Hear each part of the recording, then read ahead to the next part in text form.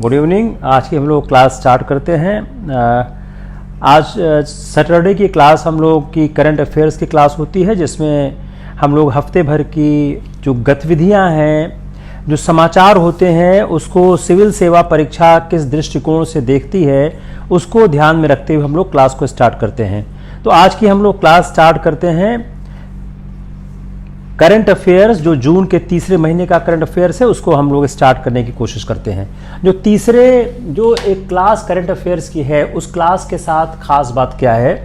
इस क्लास के साथ खास बात क्या है कि हम लोग ये समझते हैं कि कैसे कैसे करंट अफेयर्स हमारे एग्जाम का काम आता है और हम पूरे हफ्ते का करंट अफेयर्स देखने का प्रयास करते हैं। अब जो जून का तीसरा हफ्ता है, इस तीसरे हफ्ते में कौन कौन सी महत्वपूर्ण घटनाएं घटी हैं, यह सबसे इंपॉर्टेंट एस्पेक्ट है। हम लोग का जो एग्जाम है वो अक्टूबर में है। अक्टूबर के एग्जाम को ध्यान में रखते हुए हम लोग प्रयास कर रहे हैं कैसे कोर्स पूरा हो जाए। देखिए, अपनी एक समझ क्या है कि हम चाह रहे हैं कि सितंबर बाय 30 सितंबर हम पूरा कोर्स पूरा करना चाह रहे हैं। We wanted to complete the whole course by 30 सितंबर 21। उसके लिए करना क्या होगा कि हम लोग दोनों चैनल पे क्लास चला रहे हैं। इलाहाबाद विश्वविद्यालय परिवार पे भी चल रहा है और online IAS classes by Virendra Ojha, दोनों पर हम लोग क्लास चला रहे हैं ताकि हमारा कोर्स पूरा हो जाए।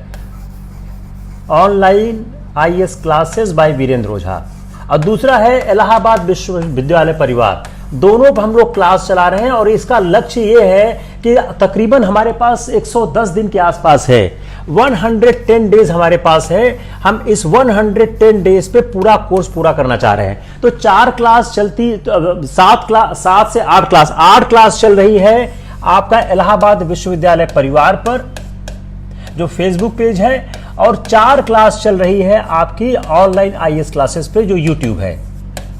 आप दोनों पर क्लास करने की कोशिश करिए।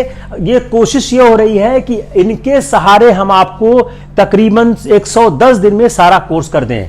जो फ्रीडम स्ट्रगल है, जो संडे की कल की क्लास है, वो 1885 से 1922 तक हम लोग खत्म कर देंगे इलाहाबाद विश्वविद्यालय परिवार पेज पे। और 1922 से 1947 हम लोग कर रहे हैं ऑनलाइन आईएएस क्लासेस पे। दोनों को मिक्स करके काम कर रहे हैं। उससे फायदा क्या होता है कि क्लासेस ज्यादा मिल जा रही हैं और समय के साथ काम हो रहा है। जैसे ही हम फिनिश करेंगे अपना ये फ्रीडम स्ट्रगल, हम साइंस स्टार्ट करेंगे। We will start the science after freedom struggle, will start the science. Polity की क्लास सैटरडे संडे लगातार चल रही है। तो आप लोग ऑनलाइन आईएएस क्लासेस को भी सब्सक्राइब करें, यूट्यूब चैनल इलाहाबाद विश्वविद्यालय परिवार का भी करें और फेसबुक पेज भी करें। ये सारी कंबाइंड प्रक्रिया करके हम आईएएस पीसीएस का जो सिलेबस है आपका 30 सितंबर तक कंप्लीट कर देंगे। और उसके बाद ईश्वर ने चाहा तो हम लोग बहुत अच्छा परिणाम अगले साल निश्चित रूप से देंगे। चलिए हम आज की करंट अफेयर की क्लास स्टार्ट करते हैं कि हमारी आज की करंट अफेयर की क्लास क्या है। पहला ही समाचार क्या है? 2 न्यू राइस वेराइटी। अब देखिए, यह सवाल किसका है? एग्रीकल्चर का है, इन्वायरमेंट का है या ज्योग्राफी का है? अब यह सवाल जो मैं एक पहली न्यूज लेके आ रहा हूं, 2 न्यू राइस वैरायटी को पाया गया है। 2 नई धान की किस्मों को पाया गया है। अब ये जो 2 नई धान की किस्में प्राप्त हुई हैं, यह सवाल किसका है? एग्रीकल्चर का है कि इन्वायरमेंट का है कि ज्योग्राफी का है? अगर इस न्यूज को आप पढ़ने की कोशिश करें तो पहली चीज क्या है कि जो दो नई वेराइटीज पाई गई हैं, इन 2 नई वेराइटीज का नाम क्या है? Name of 2 new rice variety. 2 नई जो राइस वेराइटी प्राप्त की गई हैं उनका नाम क्या? पहला सवाल क्या बन गया कि जो 2 नई राइस वेराइटी प्राप्त हुई हैं उनका नाम क्या है? तो पहला ही आसान सवाल हो गया, PR 121 और PR 126। यह 2 नई राइस वेराइटी इन्वेंट की गई हैं। अब आपके दिमाग में सवाल उठना चाहिए कि भाई नई राइस वैरायटी का फायदा क्या है। जो PR-121 और PR-126 जो दो नई राइस वैरायटी प्राप्त हुई हैं, इन नई राइस वैरायटी का मतलब क्या है, क्यों प्राप्त किया गया है, इसका लाभ क्या है। पीसीएस में यह सवाल आ सकता है कि दो नई राइस वैरायटी क्या है, यह सवाल पीसीएस का होगा।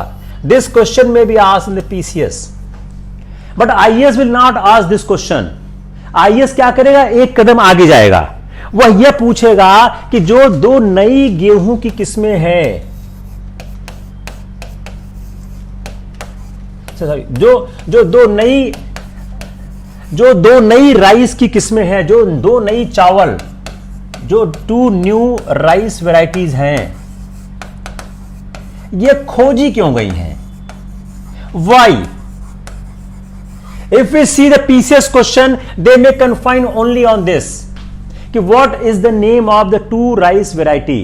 But if I see the civil services examination, तो वो यहां पर नहीं पूछ लेंगे यह 2 राइस वैरायटी जो नई खोजी गई हैं, इनका पर्पस क्या है, लक्ष्य क्या है, यह क्या फायदा नुकसान हमको देंगी। तो for IAS you need to know more. PCS हो सकता है आपका काम यहीं से सॉल्व हो जाए। पहला ही सवाल क्या हो गया, कौन सी उपज में दो नई किस्में खोजी गई हैं। The first question, very easy question for the PCS examination, which new 2 varieties has been search और invented.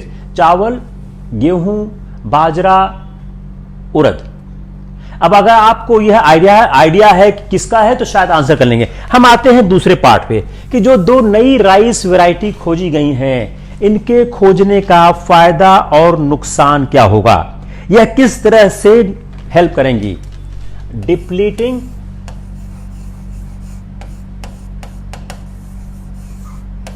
Water, depleting under water, depleting under water ground. अब क्या हो रहा है, अब याद क्या हो गया, डिप्लीटिंग अंडर वाटर ग्राउंड। इसमें हो क्या गया है कि पंजाब में इतना ज्यादा पानी का इस्तेमाल किया जा रहा है, उसके कारण ग्राउंड वाटर कम हो रहा है। तो क्या होगा, depleting under ground water, restore.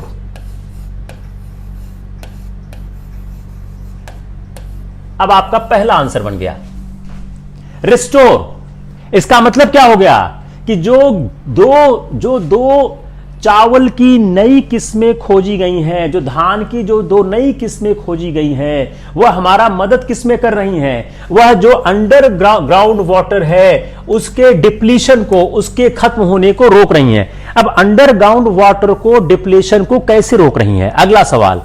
यह अंडर ग्राउंड वाटर के डिप्लीशन को, के खात्मीकरण को कैसे रोकेंगी। How they will stop the depletion of the underground water, because you are saying that this 2 new rice variety will help to restore the depletion of underground water. How? Harvesting time.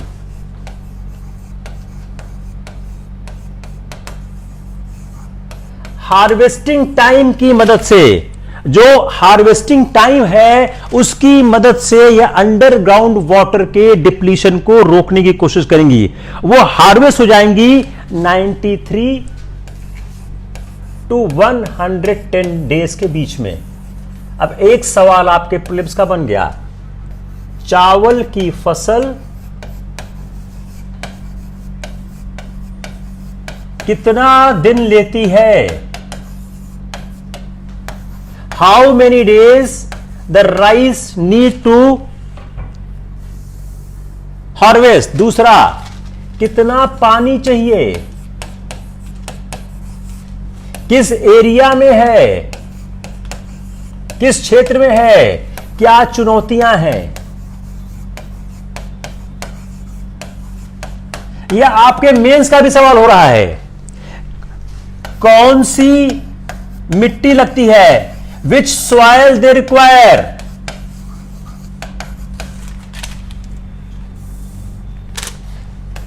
कौन सी खाद लगती है, विच fertiliser they require,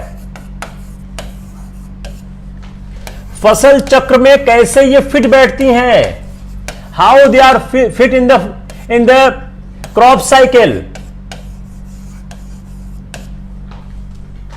You can prepare a number of question by this reading this question. अब हम आते हैं अपने उस सवाल पे जहां शुरू किया था कि जो ये फसल चक्र है, ये जो हार्वेस्ट है, हार्वेस्टिंग टाइम कैसे होता है. तो ये 93 to 110 डेज लेती है हार्वेस्ट करने में. तो जो हमने दो नई चावल की फसल इन्वेंट की है, वो हार्वेस्टिंग टाइम ले रही 93 to 110 डेज. 160 डेज नॉर्मल फसल लेती है. 160 डेज नॉर्मल फसल लेती है. ये ले रही है 90 थ्रू 110 डेज. अब देखिए यहीं से सवाल बन गया एक आपका और. The question has been again framed here. See carefully. Again the question has been framed कि चावल की नॉर्मल फसल लेती है 160 डेज. जो हमने दो नई फसल खोजी है जिसको हम बोलते हैं PR 121 और PR 161, यह ले रही है 93 to 110 डेज.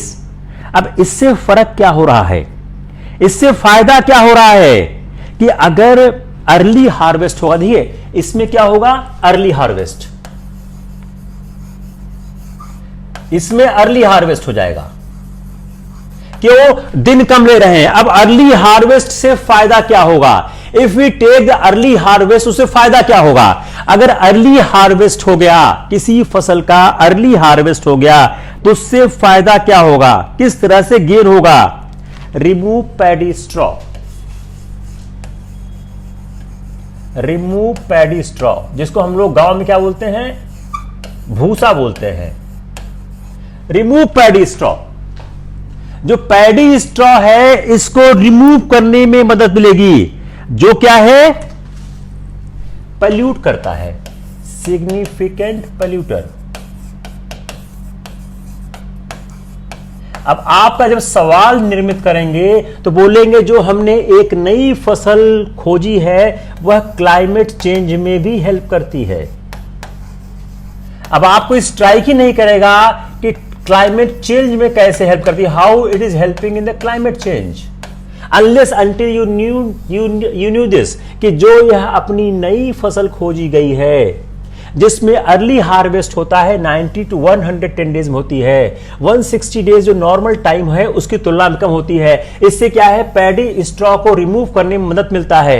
यह सिग्निफिकेंट पॉल्यूटर है. अगर आप याद करें दिल्ली में हंगामा हो रहा है कि पैडी स्ट्रॉ को जलाया न जाए, यह क्लाइमेट चेंज में हेल्प करती है. तो एक पॉइंट क्या हो गया, एक पॉइंट क्या हो गया कि जो हमारी फसल नई खोजी गई है यह क्लाइमेट चेंज में भी हेल्प करती है. यह क्लाइमेट चेंज कब होता है, कब करती है, विंटर में.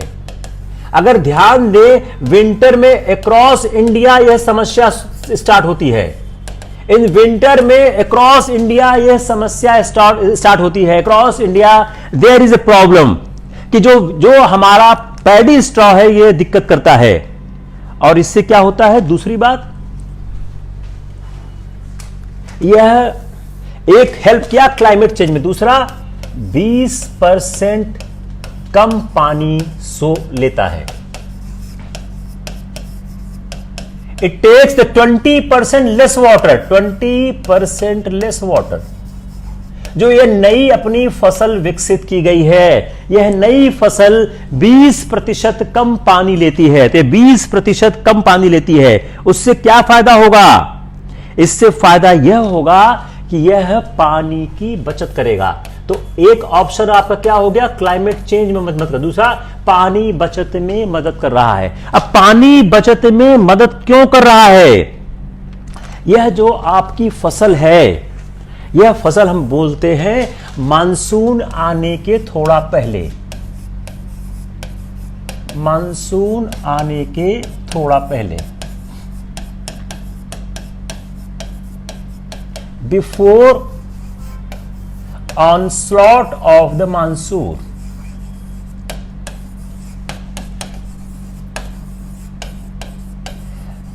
जब मानसून आना होता है तो मानसून आने के थोड़ा पहले, before the onslaught of the monsoon, इसको हम बो देते हैं। इससे क्या होता है, 70% ऑफ जो वाटर रिक्वायरमेंट है वह मानसून से पूरी होती है। तो 70% इसकी वाटर रिक्वायरमेंट मानसून के शावर से हो जाती है। 70% ऑफ मानसून रिक्वायर्ड मानसून के शावर से ही हो जाती है।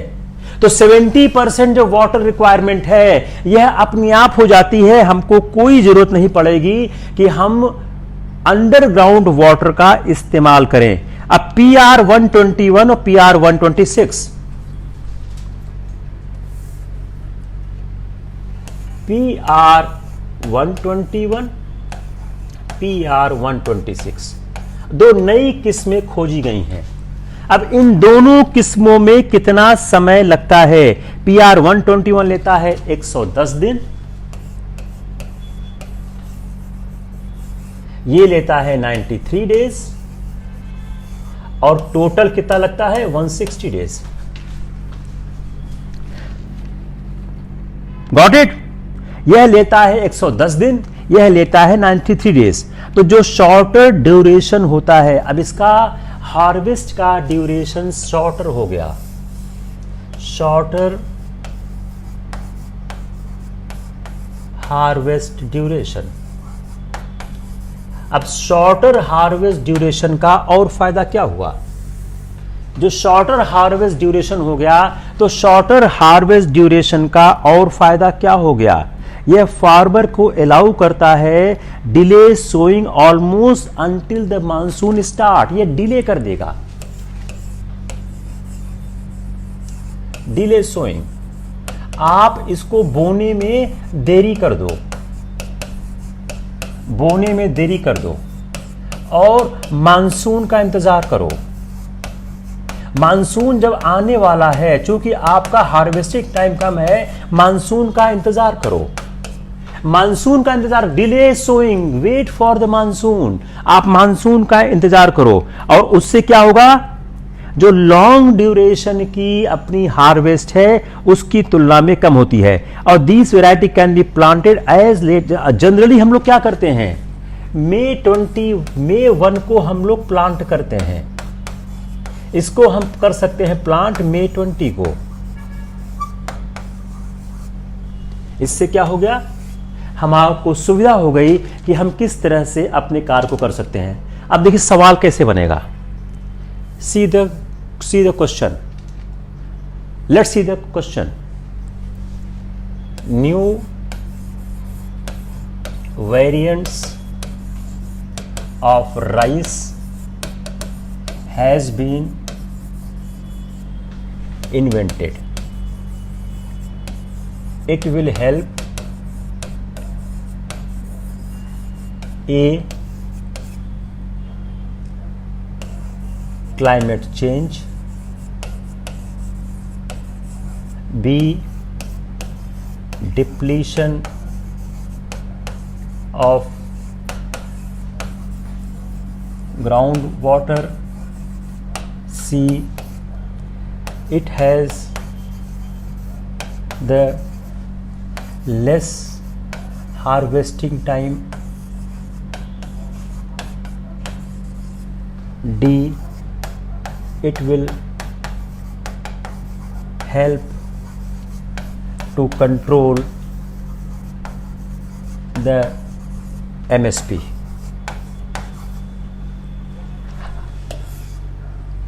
Answer A, B, C. Answer B, A, B, D.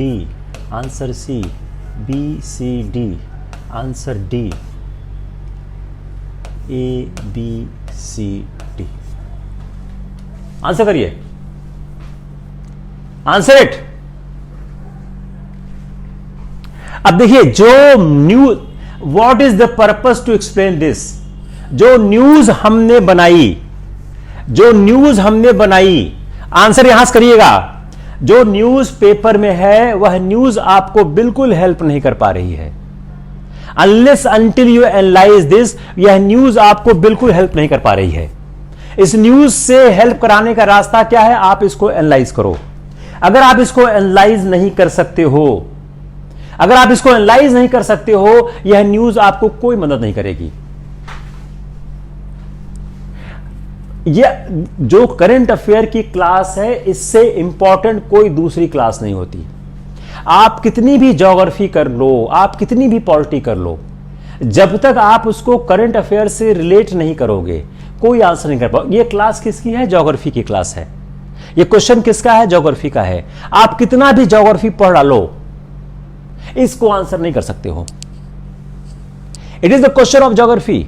आप कितना भी ज्योग्राफी पढ़ डालो, कितना भी पढ़ डालो, आप इसको आंसर ही नहीं कर सकते हो, क्योंकि किसी ज्योग्राफी के किताब में मिलेगा ही नहीं। लेकिन ये प्योर क्वेश्चन ज्योग्राफी का है। यस और no? It is a complete question of the geography. अगर आप इसको करंट अफेयर से नहीं देखोगे, आप चाहे कहते हैं जी सी लियोन को पढ़ो, आप चाहे माजिद हुसैन को पढ़ो, चाहे आप एलेस्टर को पढ़ो, चाहे आप एनसीईआरटी पढ़ो, यह सवाल सॉल्व ही नहीं हो सकता है, क्योंकि यह सवाल है करंट अफेयर से। और it is pure geography question. इसमें 4 इशू है। एक इशू क्या है? क्लाइमेट चेंज का है। दूसरा क्या है? ग्राउंड वाटर का है। तीसरा क्या है? हार्वेस्टिंग टाइम का है। अगर आप देखें क्या है, अगर इसको आप देखें, इस सवाल में क्या क्या खास बात है, इस सवाल में खास बात क्या क्या है? क्लाइमेट चेंज का बात है। क्यों? यह नई फसल जो है वह पोल्यूशन कंट्रोल कर रही है। इसमें ग्राउंड वाटर का काम है। क्यों? यह नई फसल मानसून से काम कर ले रही है। यह इसका कहते हैं हार्वेस्टिंग टाइम कम है। तो आपका खेत क्या है? कम टाइम ले रहा है, लेस टाइम ले रहा है। और आप 1 मई के बजाय आप 20 मई को आप इसको बो सकते हो। इससे क्या होगा? यह मानसून पर डिपेंडेंट होगा। अब बताइए किस ज्योग्राफी के किताब में आपको मिलेगा? ये क्या नहीं मिल सकता है। It's clear? किसी को दिक्कत है कोई? सेकेंड इशू आप देखिए, सेकेंड इशू आता है इकोनॉमिक्स का। स्टॉक मार्केट बूम कर रहा है। Stock market is booming, economy is not doing well.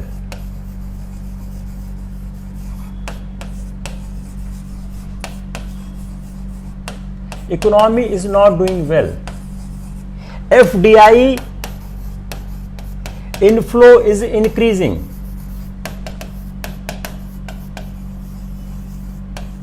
Foreign currency reserve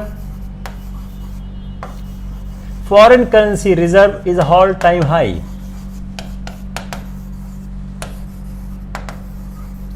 अब इंटरव्यू के छात्रों को मैंने सवाल तैयार कराया कि स्टॉक मार्केट बूम क्यों कर रहा है जब इकोनॉमी अच्छा काम नहीं कर रही है।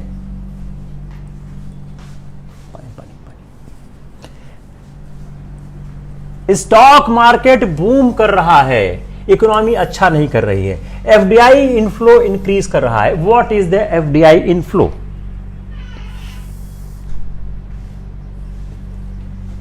What is FDI inflow? जो हमारे देश में विदेशी निवेश आ रहा है, वह विदेशी निवेश क्या है? जो हमारा FDI इनफ्लो सर्ज कर रहा है, बढ़ रहा है, वह क्या है? किसी को आइडिया है? Anyone knows this? If knows this write it. किसी को आइडिया है ये क्या है? यस, फॉरेन डायरेक्ट इन्वेस्टमेंट क्या है?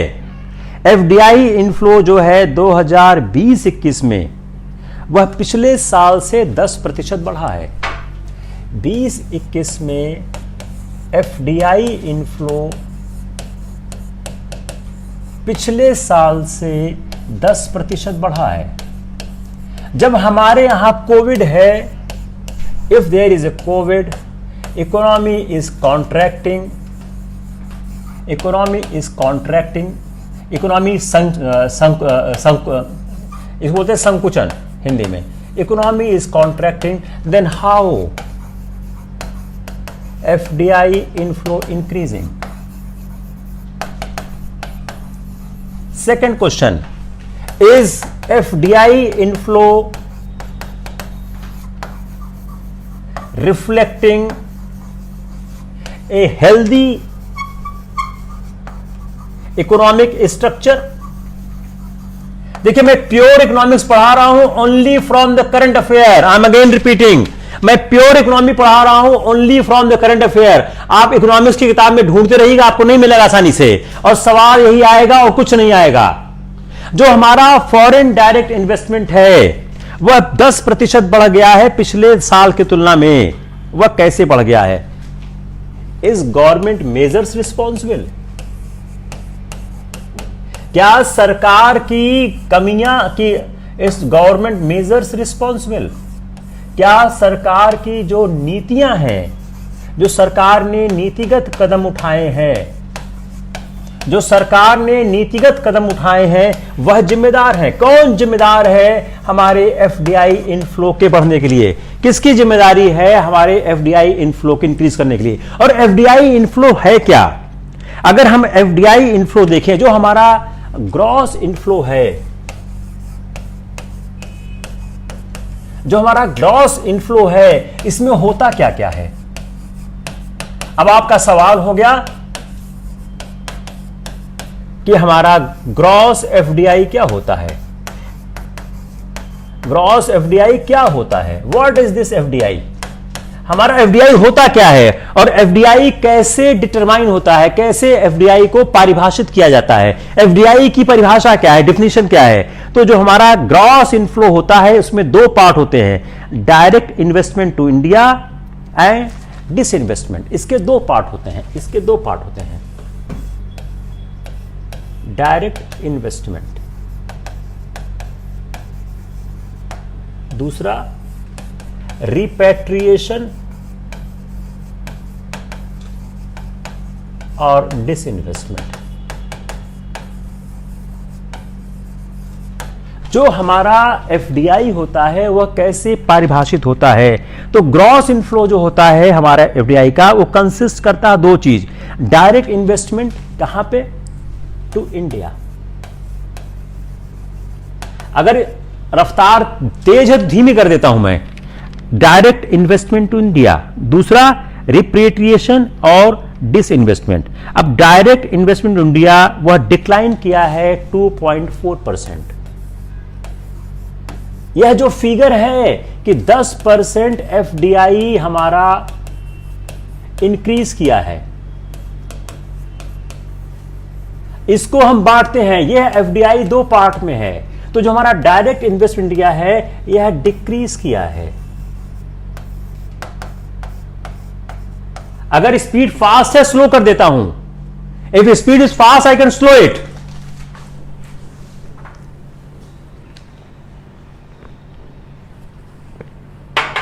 अगर स्पीड फास्ट है I can slow it. Fine, चलो ठीक, वेरी गुड वेरी गुड। चलो अब हम इस ग्रॉस एफडीआई में दो पार्ट है, डायरेक्ट इन्वेस्टमेंट टू इंडिया और रिपेट्रिएशन एंड डिसइन्वेस्टमेंट। जो हमारा डायरेक्ट इन्वेस्टमेंट टू इंडिया है यह डिक्रीज किया है 2.5%। तो इससे क्या हुआ? इंक्रीज हुआ है 74% इन रिपेट्रिएशन। इसमें 47% इंक्रीज हुआ है। जो रिपेट्रिएशन हुआ है या इन्वेस्टमेंट हुआ है उसमें 47% इंक्रीज हुआ है। अब आपके दिमाग में सवाल उठना चाहिए, आखिर ये फर्क क्या है? जो दोनों में वाइड गैप है एफडीआई फ्लो में और डायरेक्ट इन्वेस्टमेंट। अब आपको यह समझना चाहिए व्हाट इज रिपेट्रिएशन। अब आपके दिमाग में सवाल आएगा भाई ये है क्या? कि आप कह रहे हो कि डायरेक्ट इन्वेस्टमेंट डिक्रीज किया है, रिपेट्रिएशन इंक्रीज किया है, तो रिपेट्रिएशन है क्या? What is repatriation? जो इंक्रीज किया है वो हमको बताया जाए, भाई इंक्रीज जो हुआ है क्या? तो रिपेट्रिएशन है क्या? और यह इंपॉर्टेंट क्यों है? Why important? Why this repatriation is important? जो 47% इंक्रीज किया है, यह इंपॉर्टेंट क्या है, यह एक समझने की आवश्यकता है। जो एफडीआई इनफ्लो इंक्रीज किया है, यह क्या कंसिस्ट कर रहा है? Private equity fund, private equity fund.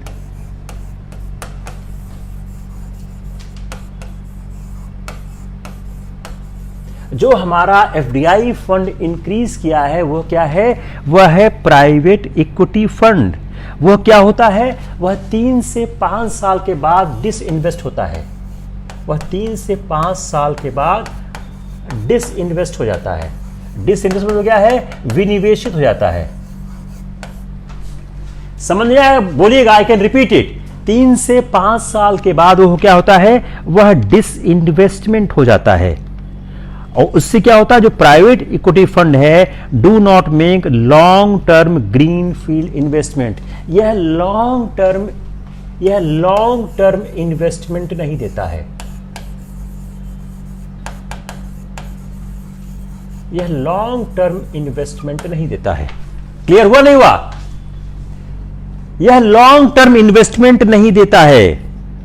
अगर इस बात को देखें तो जो नेट बेस, जो डायरेक्ट इन्वेस्टमेंट होता है टू इंडिया, जो डायरेक्ट इन्वेस्टमेंट टू इंडिया है, जो पहला वाला है, जिसमें 2.4% की कमी हुई है, और जो आउटवर्ड एफडीआई फ्रॉम इंडिया है, जो डायरेक्ट इन्वेस्टमेंट इंडिया है, वो है यह बेयरली 0.8% किया है 2022 में और 21 में। अगर हम इसको एनालाइज करें, इस पार्ट को, यह पार्ट हो गया। अगर हम डायरेक्ट इन्वेस्टमेंट टू इंडिया को देखें, जो एफडीआई बाय इंडिया है, अगर हम इन दोनों को समझने की कोशिश करें तो इसमें कोई खास परिवर्तन नहीं हुआ है। इतना आसान समझते हैं, बहुत अर्थव्यवस्था नहीं समझते हैं। इसमें कोई खास परिवर्तन नहीं हुआ है। इसमें कोई खास परिवर्तन नहीं हुआ है। जो हमारा 10% राइज है, यह क्या है? यह नेट पोर्टफोलियो इन्वेस्टमेंट से है।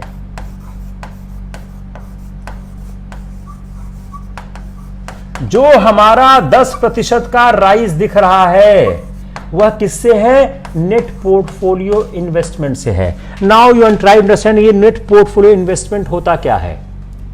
जो हमारा 10% राइज दिख रहा है, वह नेट पोर्टफोलियो इन्वेस्टमेंट से है।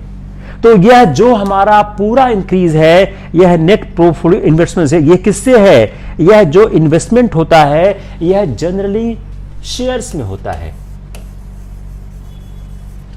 यह जनरली शेयर्स में होता है। तो जो नेट पोर्टफोलियो इन्वेस्टमेंट है, यह सारा का सारा नेट फॉरेन पोर्टफोलियो इन्वेस्टमेंट्स होता है। तो जो एफडीआई इन्वेस्टमेंट है, अगर हम सिद्धांत रूप में देखें तो यह जो हमारा एफडीआई इनफ्लो होता है, देखें तो additional capital to augment the potential output, वह पोटेंशियल आउटपुट लाता है। और जो हमारा यह जो हमारा नेट पोर्टफोलियो है, यह कोई हमारे यहां एसेट क्रिएट नहीं करता है।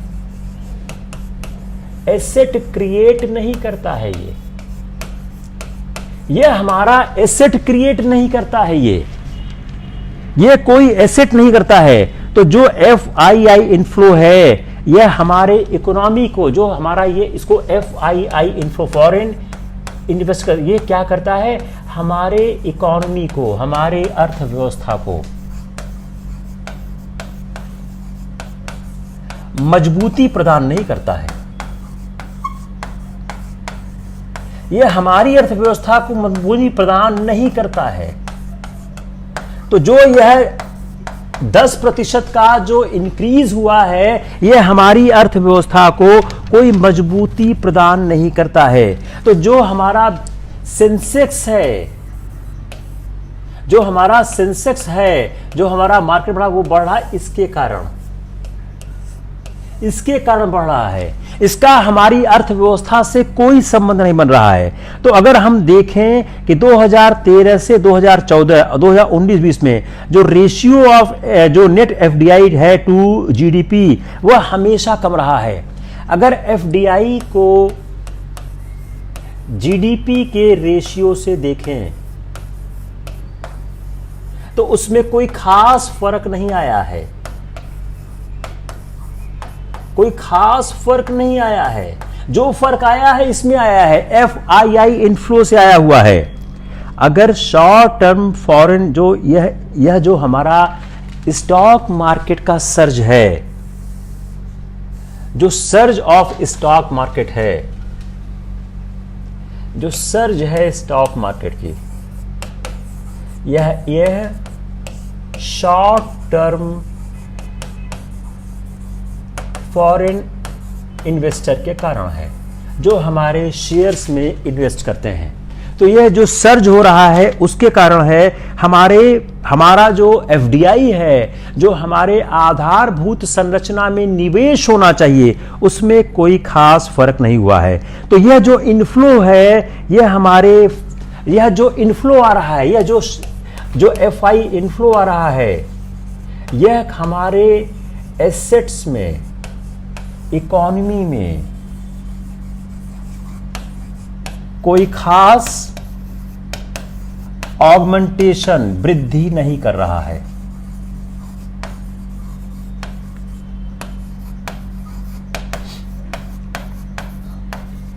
क्लियर हो गया? बोलो, क्लियर नहीं हुआ?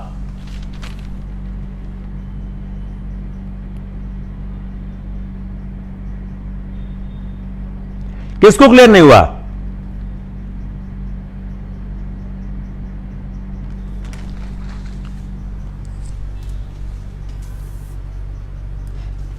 It's clear, not clear? Very good, या अंजलि सिंह क्लियर? क्लियर। यही सवाल आएगा तो हम क्या इसको कह सकते हैं, जो FDI इनफ्लो है वह डिक्लाइन किया है।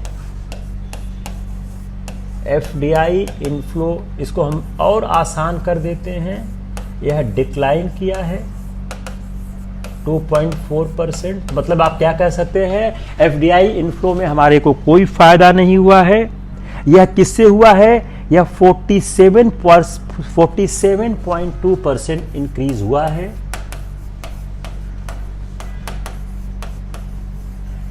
किसमें इंक्रीज हुआ है? रिपैट्रिएशन में इंक्रीज हुआ है, डिसइन्वेस्टमेंट हुआ है, जिसके कारण हमारा यह रिकॉर्ड $27 बिलियन हो गया है। अब जो हाई इंक्रीज हो रहा है पोर्टफोलियो इन्वेस्टमेंट में, हाई इंक्रीज हो रहा है पोर्टफोलियो इन्वेस्टमेंट में, high increase in portfolio investment. जो हमारा पोर्टफोलियो इन्वेस्टमेंट है उसमें हाई इंक्रीज हो रहा है। जो हमारा पोर्टफोलियो इन्वेस्टमेंट है उसमें हाई इंक्रीज हो रहा है। इसके कारण क्या हो रहा है? फॉरेन इंस्टीट्यूशन इन्वेस्टर्स ने बहुत ज्यादा पैसा जमा किया। हम फिगर छोड़ दे रहे हैं, उसकी कोई आवश्यकता नहीं है। अगर हम अपने इस डेटा को देखें, अगर हम इसको थोड़ा सा और एनालाइज कर देते हैं, लेट मी एनालाइज मोर, आपको और साफ हो जाएगा। लेट मी एनालाइज मोर, थोड़ा और एनालाइज कर देते हैं, आपको और आसानी हो जाएगी समझने में।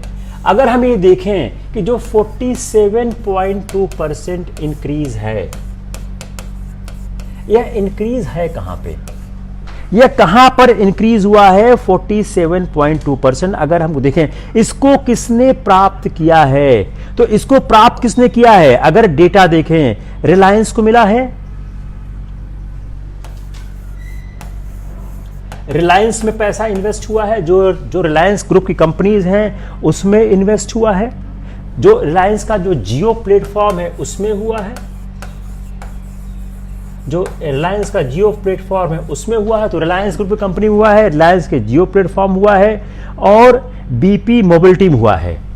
इन तीनों में महत्वपूर्ण ढंग से इन्वेस्टमेंट हुआ है। अगर हम इसको पढ़ें कि जो 47.2% इंक्रीज हुआ है वह कहां कहां हुआ है, तो जो मेजर पार्ट ऑफ फंड प्राप्त हुआ है वह क्या कर रहा है?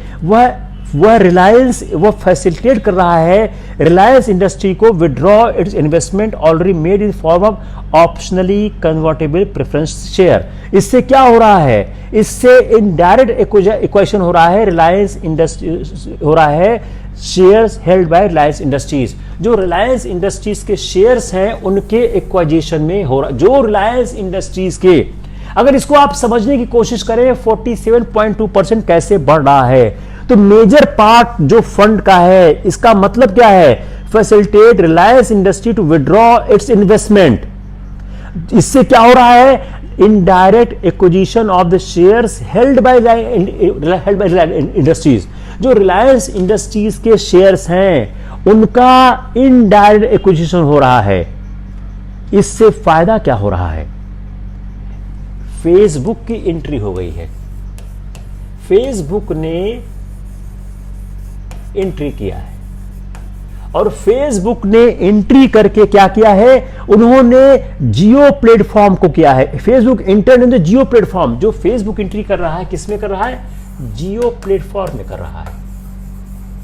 Facebook is entering in the Jio platform. Jio platform में फेसबुक एंटर कर रहा है। इससे बेनिफिट कर रहा है किसको, फॉरेन पार्टनर्स को। फॉरेन पार्टनर्स को बेनिफिट होगा। तो जो फेसबुक की एंट्री है जियो प्लेटफॉर्म पे, तो Facebook entry in Jio platform offer to significant benefit to the foreign partner. पहला, सोशल मीडिया रीच। पहला क्या है, सोशल मीडिया रीच।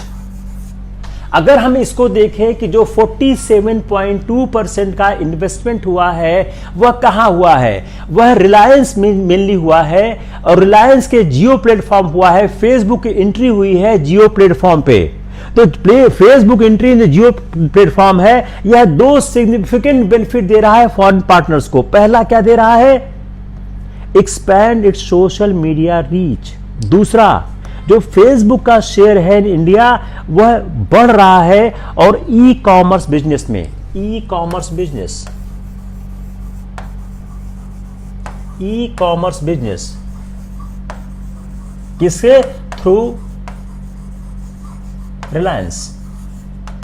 तो आप इस सवाल से दो चीज और डिराइव करिए कि जो 47.2% का जो इंक्रीज हुआ है उस इंक्रीज को अगर हम एनालाइज करने की कोशिश करें तो इसमें रिलायंस है, जियो प्लेटफॉर्म है, बीपी मोल्टिन को फायदा हुआ है। अब जो इससे क्या हुआ है, फेसबुक की एंट्री हो गई है जियो। फेसबुक ने इन्वेस्टमेंट किया है। फेसबुक ने इन्वेस्टमेंट किसमें किया है, जियो में किया है। पैसा कहां गया, इंडिया में आ गया। तो फेसबुक ने एंट्री किया जियो प्लेटफॉर्म पे। अब जियो प्लेटफॉर्म में एंट्री से जो फॉरेन पार्टनर है फेसबुक, इसको फायदा क्या हो रहा है, पहला इसकी सोशल मीडिया रीच बढ़ रही है। इंडिया में सोशल मीडिया रीच सब बढ़ाना चाह रहे हैं क्योंकि इंडिया का बड़ा बाजार है, बड़ी जनसंख्या है, बड़ा भूगोल है, तो सोशल मीडिया रीच बढ़ेगी। दूसरा, ई कॉमर्स बिजनेस बढ़ेगा। आप देखें एक बड़ा हंगामा चल रहा है कि फेसबुक और व्हाट्सएप अपनी प्राइवेसी पॉलिसी चेंज कर रहे हैं। वो क्यों कर रहे हैं, इस ई कॉमर्स बिजनेस को के लिए कर रहे हैं। तो जब वो जियो में इन्वेस्ट करेंगे, जियो उनका स्टेक बढ़ेगा,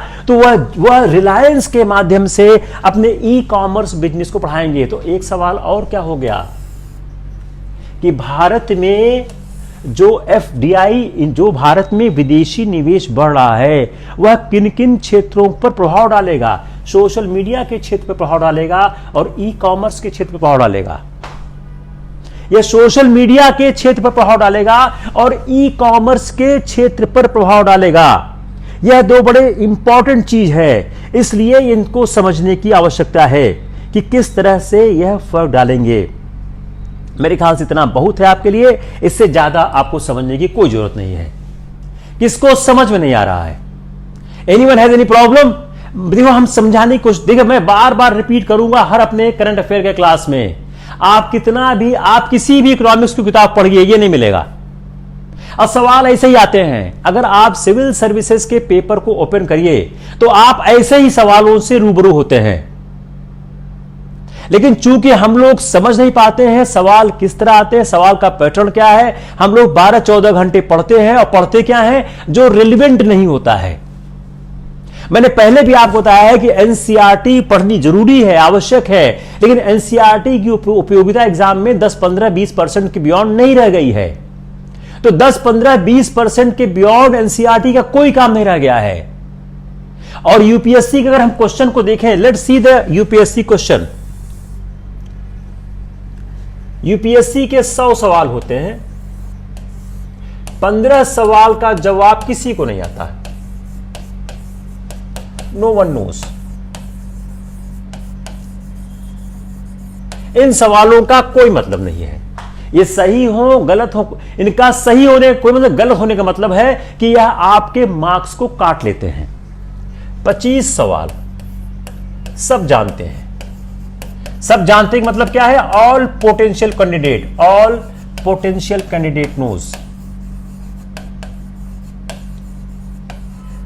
आपके जो 9 लाख लोग अपीयर होते हैं, इसमें से करीब 25 से 30 हजार बहुत पढ़ते हैं, they are very hard working. ये 25 से 30 हजार 25 सवाल सही कर लेते हैं।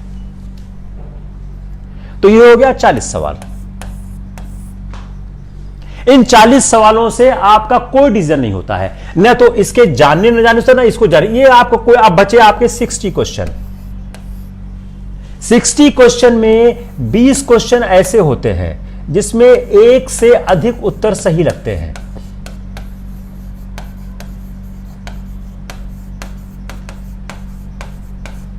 If you see the 20 question, उसमें 20 सवाल, 60 में 20 ऐसे होते हैं जिसमें एक से ज्यादा सवाल सही लगते हैं। ये आपके बहुत डिसाइडिंग होते हैं। आइए अगला 20 सवाल।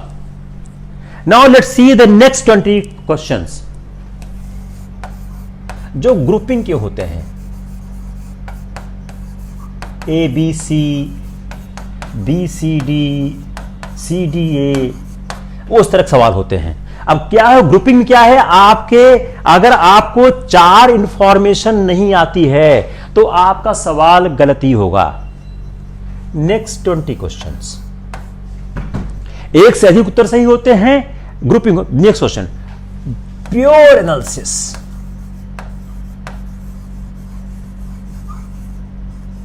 प्योर एनालिसिस आपका पढ़ा हुआ होता है, लेकिन प्योर एनालाइज कराते हैं वो, कि आप एनालाइज कराओ। इसमें सिर्फ 2 का झगड़ा होता है, 2 में से 1। ये इसमें क्या होता है, आपकी पूरी दिमाग की दही बना देते हैं वो, कि अगर आप इसमें बहुत ही गंभीरता से नहीं पढ़े हैं तो वह सवाल आपका सही होने की चांस बहुत कम होते हैं। देखिए अब अगला हम चैप्टर लेते हैं, chasing the news. Chasing the news,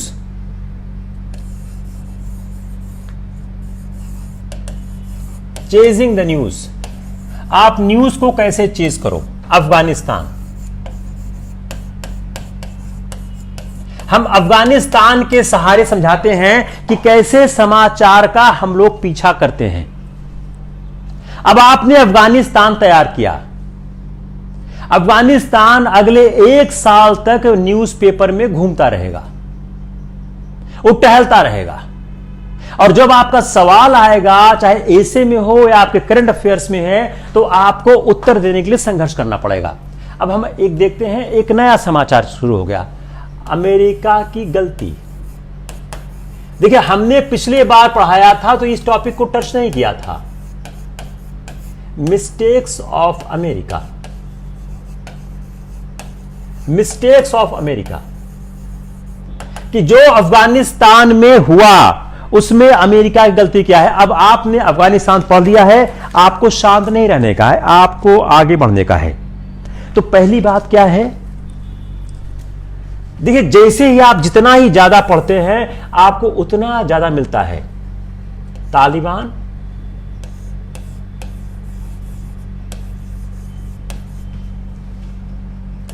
Afghan government, 2 संघर्ष कर रहे हैं, अमेरिका इनके साथ था, इंडिया भी इनके साथ था। ठीक है, अफगान गवर्नमेंट, तालिबान 2 संघर्ष कर रहे हैं, अमेरिका और इंडिया दोनों साथ थे। नाउ अब क्या हो गया, अमेरिका ने उसको विड्रॉ कर लिया, और एज ऑफ नाउ सिचुएशन क्या है, 20% जो अफगानिस्तान है वह तालिबान के कंट्रोल में है। 20% जो एरिया अफगानिस्तान का है यह तालिबान के कंट्रोल में है। 24% जो है वह किसके कंट्रोल में है, वह अफगान गवर्नमेंट के कंट्रोल में है। अगर आप दोनों को कंपेयर करें तो अगर आप दोनों को कंपेयर करें तो 24% जो गवर्नमेंट है, जो एरिया है वह किसके कंट्रोल में है? वह एरिया कंट्रोल में है अफगान गवर्नमेंट के। तो आपको दो चीज क्या हो गई इंपॉर्टेंट, कि कौन सी एरिया किसके कंट्रोल में है। तो 22% है तालिबान के कंट्रोल में, 24% है अफगान कंट्रोल में। अब क्या हो गया? झगड़ा दोनों का शुरू हो गया, फाइट। दोनों का संघर्ष चल रहा है कि बाकी बची एरिया पर कब्जा करने के लिए। तो जो दोनों के साथ अगर देखा जाए तो 22% तालिबान पे है, 24% अफगान पे है। जो आधा से ज्यादा टेरिटरी है तो क्या है, 50% से ज्यादा कंटेस्टेड टेरिटरी हो गई, जहां पर दोनों संघर्ष कर रहे हैं अपने कब्जे को प्राप्त करने के लिए। अपने कब्जे को प्राप्त करने के लिए दोनों संघर्ष कर रहे हैं। अगर हम एक पूरी वॉर सिचुएशन को देखने की कोशिश करें तो जो टेररिस्ट नेटवर्क है जिसको यूएस समाप्त करना चाहता था, terrorist network, US failed to destroy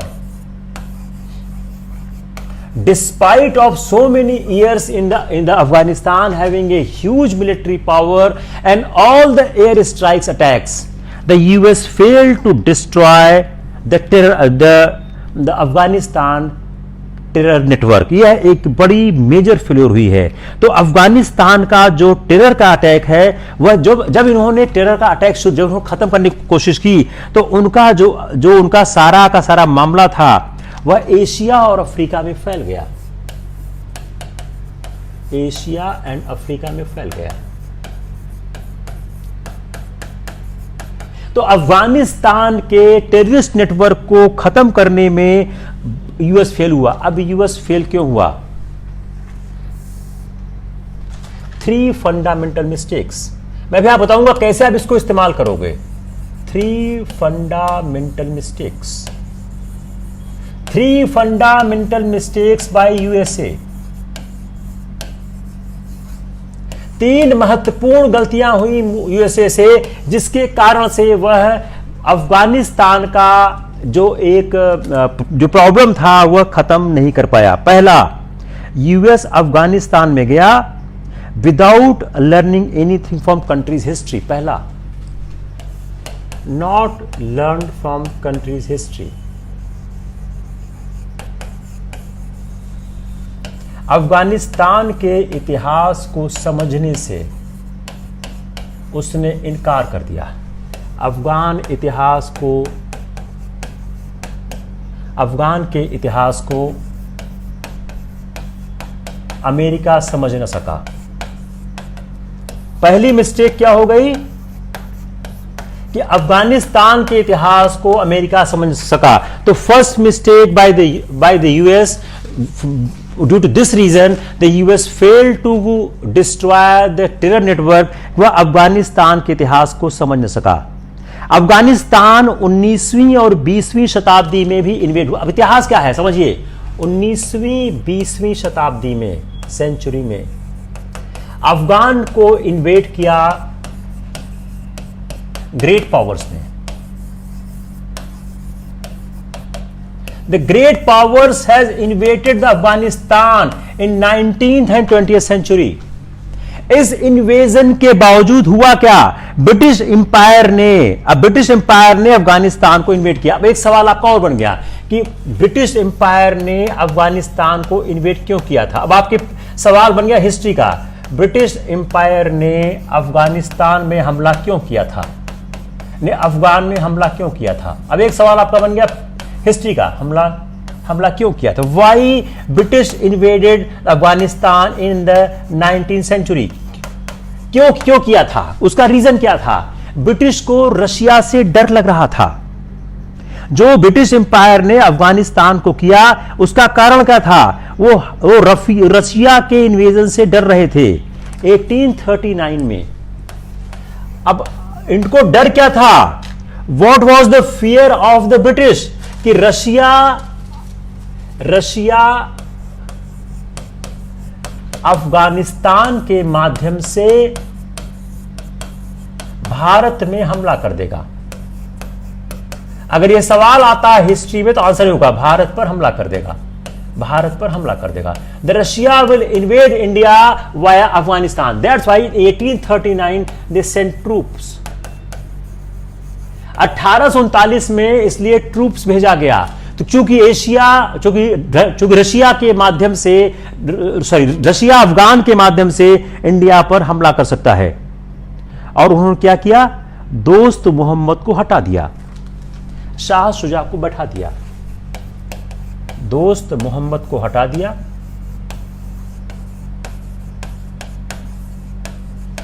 और शाह शुजा को बैठा दिया। They removed the दोस्त Mohammad and Shah Shuja was installed in the Afghanistan. लेकिन ब्रिटिश को बहुत जल्दी एहसास हो गया कि वहां जीतना आसान नहीं होगा, और जो पश्तून वॉरियर्स था उन्होंने 1842 में पश्तून जो वॉरियर्स थे उन्होंने रीगेन करना शुरू किया। तो 1839 में रशिया के डर से कि अफगानिस्तान के माध्यम से भारत पर हमला कर देगा उन्होंने भेजा, लेकिन 1842 में ही पश्तूनों ने उनके हाथ खराब कर दी। और 1879 सोवियत यूनियन, सॉरी 19, तीसरा क्या हुआ, ये पहला हुआ, दूसरा 1979, ये पहला लेसन था जो अमेरिका को समझ नहीं आया कि ब्रिटिश ऐसी पावरफुल आर्मी ने 1839 में भेजा, 3 साल में भागना पड़ा। दूसरा 1979 रशिया ने, तब उसको यूएसआर बोलते थे, यूएसएसआर ने अपनी सेनाएं भेजी,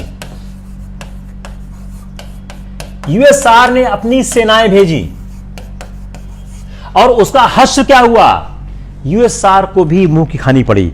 यूएस अफगानिस्तान भेजा और वह उनका ट्रूप कोई नहीं रहा, और सोवियत ने एक मुजाहिदीन का जो एक रेजिस्टेंस हुआ उसके कारण उनको वापस आना पड़ा। 2001 में अमेरिका गया। तो पहली पॉइंट क्या हो गई, अब सवाल क्या है कि क्यों अमेरिका को अफगानिस्तान से हारना पड़ा। तो पहला पॉइंट क्या हो गया कि यूएस ने अफगानिस्तान में प्रवेश करते समय उन्होंने ब्रिटिश से और सोवियत संघ के अनुभवों से कुछ भी नहीं सीखा, और जब उन्होंने नहीं सीखा तो उनको अलकायदा के ठिकानों को खत्म नहीं कर पाए और उनको वापस आना पड़ा। यह एक बहुत महत्वपूर्ण चीज है जिसके कारण इनको वापस आना पड़ा। दूसरा क्या है, स्ट्रेटेजिक फेलियर हुआ। स्ट्रेटेजिक फेलियर क्लियर होने हो रहा है,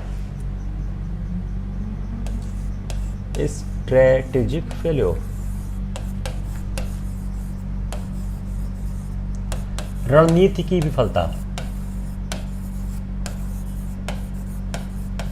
इनकी रणनीति जी पूरी की पूरी, इनकी पूरी रणनीति की ही उनकी फेल हो गई। उन्होंने कभी यह समझने की कोशिश नहीं की कि जो इंडिजिनस मिलिट्री है उनकी, जो उनकी देशी इंडिजिनस डीप रूटेड जो उनकी फाइटिंग स्पिरिट है, जो उनकी देशी इंडिजिनस जो डीप रूटेड उनकी फाइटिंग स्पिरिट है, वह आसान नहीं होगा खत्म करना। जो तालिबान एक क्या है, उनका एक मिलिट्री, एक उनका डीप रूटेड जो अफगानिस्तान के जो पश्तून मेजॉरिटीज में, पश्तून की मेजॉरिटीज में, जो पश्तून मेजॉरिटी एरिया में उनके डीप रूटेड जो उनके नेटवर्क हैं, जहां से वह फाइटिंग करते हैं, उनको खत्म करना आसान नहीं होगा। और जो उन्होंने जो अमेरिका ने उनको खत्म करने की कोशिश की, जो लॉन्च करने की कोशिश की, वह पूरी तरह से सफल नहीं हो पाया। तीसरा क्या हुआ, यूएस ने जो पाकिस्तान का टैक्टिकल सपोर्ट लिया, वह इस बात को ध्यान में रखे बगैर हुआ कि Pakistan has deep strategic ties with the Taliban. Pakistan की तालिबान के साथ डीप स्ट्रेटेजिक टाइज हैं, डीप स्ट्रेटेजिक टाइज हैं। पाकिस्तान की तालिबान के साथ डीप स्ट्रेटेजिक टाइज हैं, इसको उन्होंने समझने से इनकार कर दिया। और वह जो पाकिस्तान था, पाकिस्तान और तालिबान वह अपने कार्ड को प्ले कर रहे थे। और जब वॉर चलने लगा तो वॉर में यह उनके देशी ढंगों से लड़ नहीं पाए। यूएस का जो अपना स्टैंड था शिफ्ट हो रहा था ईस्ट एशिया चाइना से, और उस शिफ्टिंग स्टैंड के कारण यह अपने को एक तरह से उस समस्या के सामने प्रस्तुत नहीं कर पाए। और ट्रंप एडमिनिस्ट्रेशन ने जो टॉक किया वह किससे किया? डायरेक्टली तालिबान से किया, डायरेक्टली तालिबान से किया। उस टॉक से क्या हुआ? उन्होंने वहां की गवर्नमेंट्स को कॉन्फिडेंस में लिया ही नहीं। तो उससे क्या होगा? तालिबान का उत्साह बढ़ गया। तो जो ट्रंप एडमिनिस्ट्रेशन ने टॉक किया वह डायरेक्टली तालिबान से किया और वहां की गवर्नमेंट से कोई ताल्लुकात नहीं रखा। उससे क्या हो गया कि गवर्नमेंट का, तालिबान का विश्वास का उत्साह बढ़ गया और तालिबान और गवर्नमेंट को जो अथॉरिटी अंडरमाइन हो गई। तो अमेरिकन का जो एग्जिट है यह बैलेंस ऑफ पावर दे गया तालिबान के फेवर में, और तालिबान ने अपनी टेरिटरी को कैप्चर करना शुरू किया। यह मिस्टेक्स है तालिबान की, अमेरिकन प्रशासन की। अब इसको इस्तेमाल कैसे करोगे? इसको इस्तेमाल कैसे करोगे? आतंकवाद भारत से समाप्त नहीं हो रहा है। आतंकवाद से लड़ने में भारत के समक्ष चुनौतियां, आप उसमें इसका इस्तेमाल करो।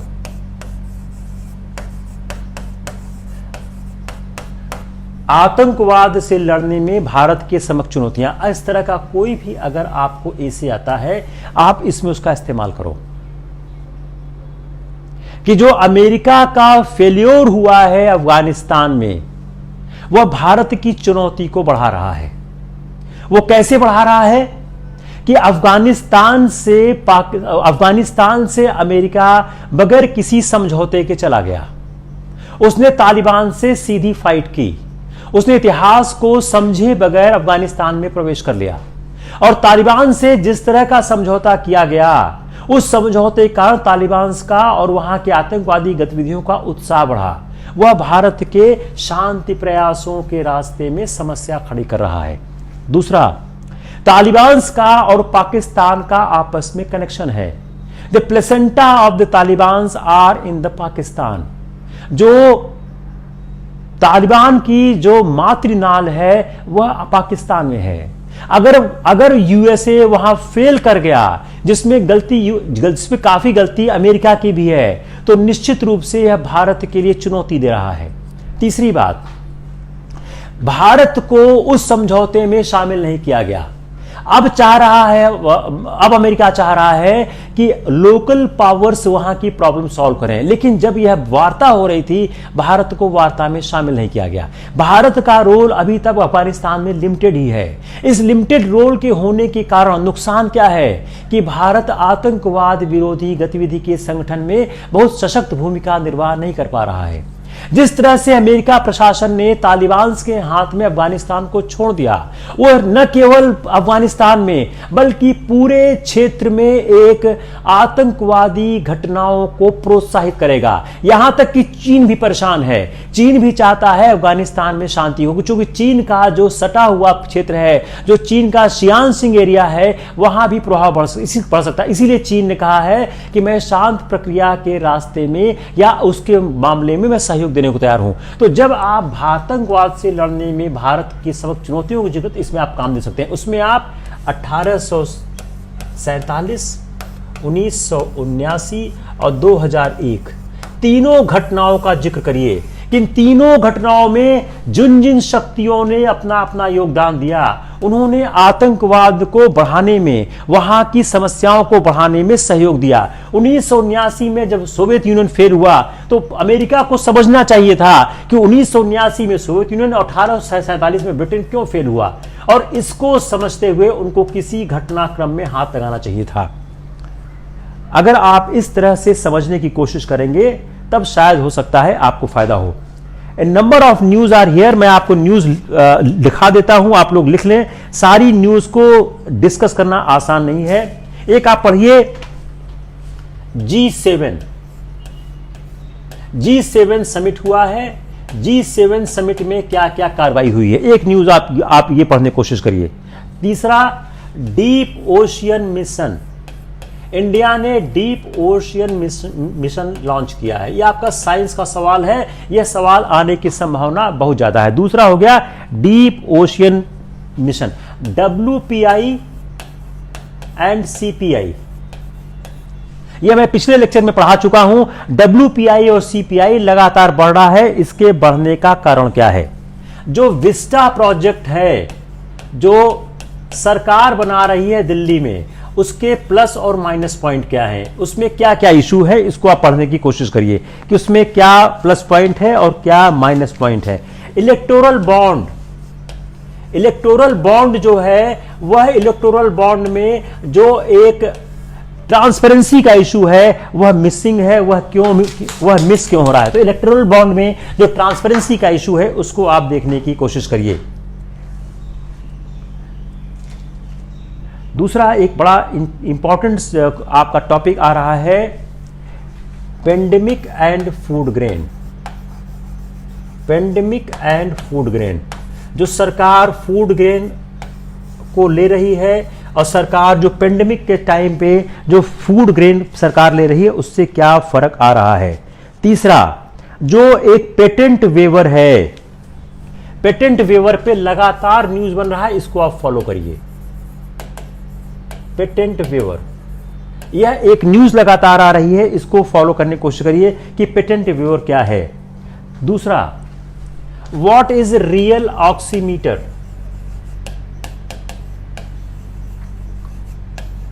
यह कोविड के बाद बहुत इंपॉर्टेंट हो गया है कि रियल ऑक्सीमीटर क्या है। यह क्लाइमेट चेंज से है कि जो हमारा ऑक्सीजन की कमी हो रही है, यह ऑक्सीजन की कमी क्यों हो रही है और इसको कंट्रोल करने का, इसको ठीक करने का रास्ता क्या हो सकता है। I think it's enough for the day. एक जो तरुण तेजपाल का जो एक्विटल हुआ है उसको आप पढ़ने की कोशिश करिए। तरुण तेजपाल का जो एक्विटल हुआ है उसको आप पढ़ने की कोशिश करिए कि उसमें कई ऐसे नए बात उठ के खड़े हुए हैं जो कि महिला अधिकारों के बारे में बात करते हैं। I think it's enough for the day. 1 घंटे 1.25 घंटे क्लास बहुत होती है, आप लोग इसको जरूर ध्यान दें। मैं बार बार रिपीट करता हूं एक चीज, अगर आपने करंट अफेयर्स से सिविल सेवा की तैयारी करने की कोशिश नहीं की, सिलेक्शन होने के चांस 0 हैं। मैं बार बार कहता हूं, आप कितना भी पॉलिटी, इकोनॉमिक्स, ज्योग्राफी पढ़ लें, लेकिन जब तक आप इस तरह से पढ़ने की कोशिश नहीं करेंगे कुछ नहीं होने वाला है। आप कितना भी ज्योग्राफी के क्लास चलाएं, पॉलिटी का चलाएं, जितना भी इकोनॉमिक्स चलाएं, कुछ नहीं होगा। सिर्फ 2-3 चीजों में स्टैटिक काम करता है ज्यादा, एक पॉलिटी में, एक हिस्ट्री में। Economics, science, geography, environment, international relation, ये चारों के चारों आपके करंट अफेयर से सामने आते हैं और कहीं से नहीं आते हैं। हमारी पूरी कोशिश है कि इलाहाबाद अपना पुराना गौरव हासिल करे, ज्यादा से ज्यादा लोग सिलेक्ट हों। मैं आपको एक सलाह और दूंगा, आप अगर किसी कोचिंग इंस्टीट्यूट में जा रहे हो, जाना बंद कर दीजिए। जो ट्रेडिशनल कोचिंग इंस्टीट्यूट हैं वह सिलेक्शन पे काम नहीं करती, वो रिजेक्शन पे काम करती हैं। जिन लोगों ने कोचिंग इंस्टीट्यूट ज्वाइन किया है वह इस बात को समझ रहे होंगे वहां क्या पढ़ाया जाता है, वहां कुछ भी नहीं हो सकता है। कल अपनी क्लास 2 क्लास है, शाम को 4 बजे अपनी क्लास है नेशनल मूवमेंट की। और शाम को 6 बजे क्लास है पॉलिटी की। मैं आपको पहले ही अब बता चुका हूं, कौस्तुभ लगातार लिख रहे हैं, कौस्तुभ बहुत एक्टिवली इसमें काम कर रहे हैं और बहुत अच्छा प्रयास इलाहाबाद के लिए चल रहा है। हम आपको 4-5 चीज बताने की कोशिश कर रहे हैं जो अभी तक प्लान है। Geography, CSAT, national movement,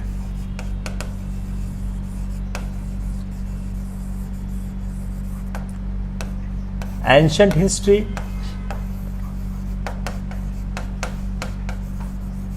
culture, Mughal काल, सल्तनती राज,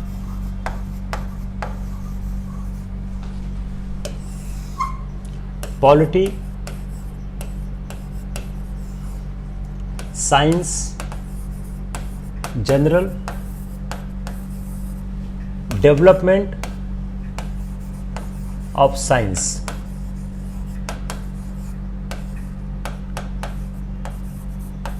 इन्वायरमेंट।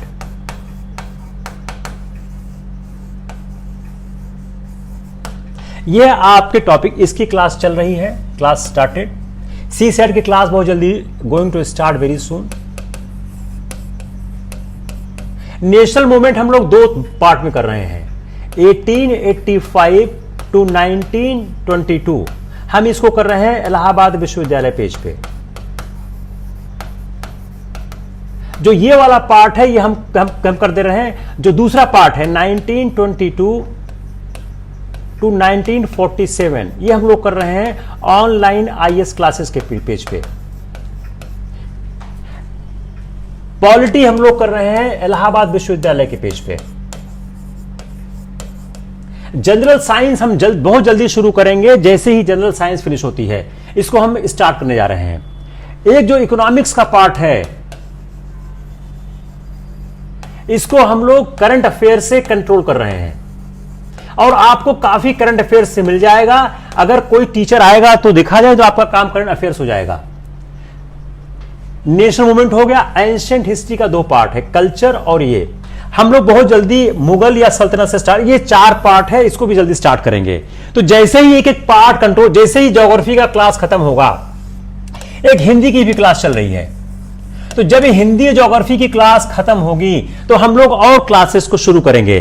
तो लेकिन क्या है, जिस तरह से डिटेलिंग में पढ़ाने की कोशिश हो रही वैसे आप पढ़ने की कोशिश करें तभी काम हो पाएगा।